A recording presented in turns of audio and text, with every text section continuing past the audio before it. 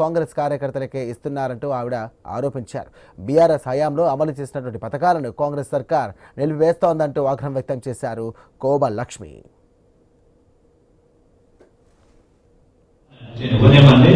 ఎవరిని కూడా అప్పించబెట్టమాట జరిగింది పరిస్థితి.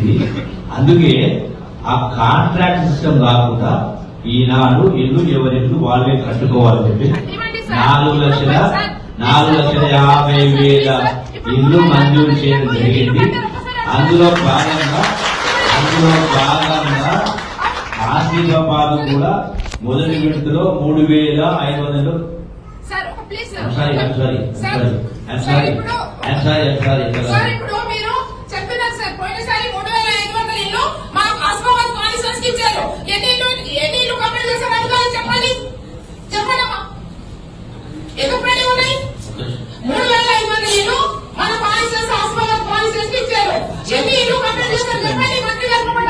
లాస్ట్ పేమెంట్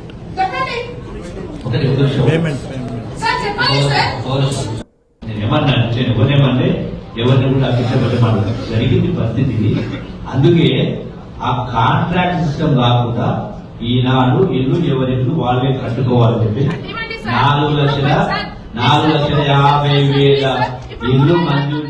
రైట్, అధికార పక్షం వర్సెస్ ప్రతిపక్షంగా అన్నట్టుగా తయారైంది. ఇక బీఆర్ఎస్ హయాంలో అమలు చేసినటువంటి పథకాలను నిలిపివేశారంటూ ఈ సందర్భంగా బీఆర్ఎస్ నాయకురాలు కోవ లక్ష్మి ఆగ్రహం వ్యక్తం చేశారు. రైట్, ఇక కాంగ్రెస్ సర్కార్ కావాలనే నిలిపివేస్తోందంటూ ఆమె ఆగ్రహం వ్యక్తం చేశారు. అండ్ మొత్తం మీద ఇందిరమ్మ ఇళ్లను ఇక కాంగ్రెస్ కార్యకర్తలకే అందజేస్తున్నారంటూ ఆవిడ తీవ్ర స్థాయిలో ఆగ్రహం వ్యక్తం చేసింది. రైట్, ఎమ్మెల్యే కోవ లక్ష్మికి సంబంధించినటువంటి అంశంలో భాగంగా మంత్రి జూపల్లిని ఇటు సభాముఖంగా కూడా నిలదీశారు. రైట్, అధికారుల సమక్షంలో అలాగే ఇలాంటి అఫీషియల్ మీటింగ్స్లో ఇలాంటి ఘటన జరగడం అక్కడ తీవ్ర కలకలం రేపినట్టుగా తెలుస్తోంది. రైట్, ఇదే అంశానికి సంబంధించి మరిన్ని డీటెయిల్స్ అంచడానికి మా కరెస్పాండెంట్ శ్రీనివాస్ సిద్ధంగా ఉన్నారు. శ్రీనివాస్, ఇటు ఎమ్మెల్యే కోవ లక్ష్మి చేసినటువంటి వ్యాఖ్యలను ఇటు మంత్రి జూపల్లి ఏ విధంగా డిఫెండ్ చేస్తాడు అండ్ అక్కడ ఉన్నటువంటి రాజకీయ పరిస్థితులు ఏంటి?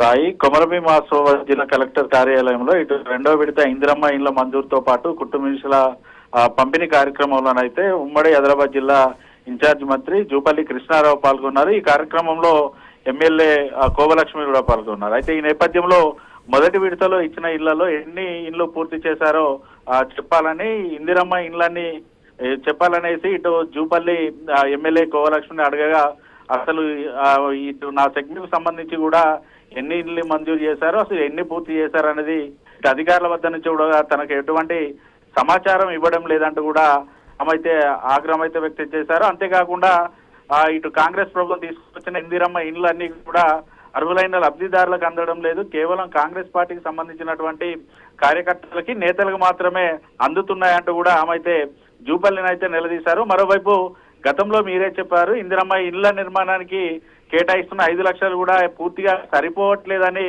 మంత్రివర్గమే చెప్పింది. మళ్ళీ ఇప్పుడు మీరే నన్ను ఎలా అడుగుతున్నారంటూ కూడా అయితే జూపల్లిని ప్రశ్నించిన పరిస్థితులు అయితే ఉన్నాయి.